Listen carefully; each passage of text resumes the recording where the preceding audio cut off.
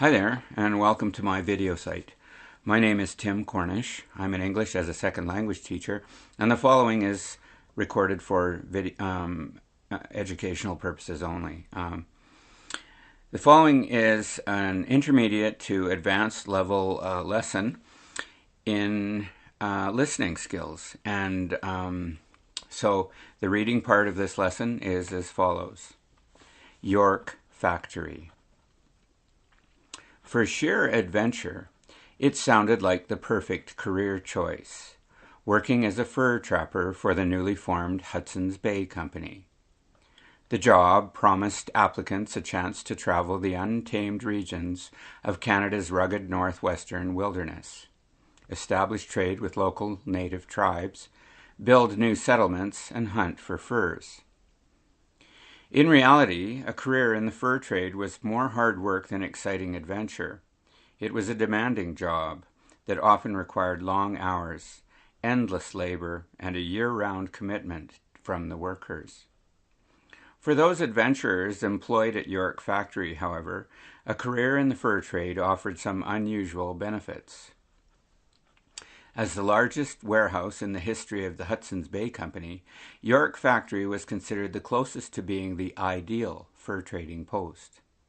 In fact, with the comfortable living conditions and higher wages offered at York Factory, it was often described as the most respectable place in the territory.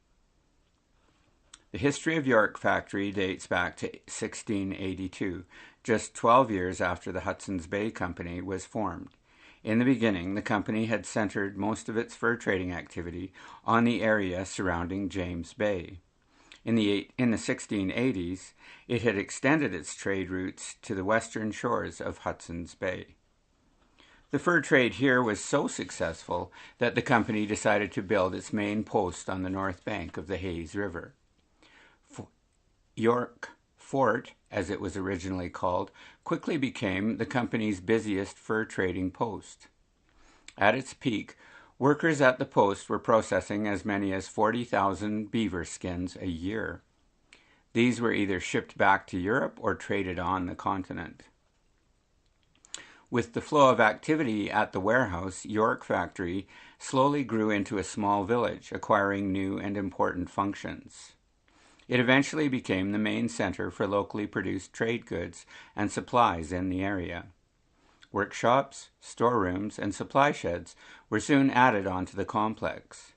By 1830, York Factory's storage depot was the largest single structure ever built by the Hudson's Bay Company before the 20th century. Despite being in an isolated location far from any town, life at York Factory was still more civilized than at other nearby trading posts. For example, records indicate employees enjoyed a fair amount of leisure time. Football was one of the many games they played in their spare time after work. When a library was added in 1856, Saturday night reading sessions became another popular activity.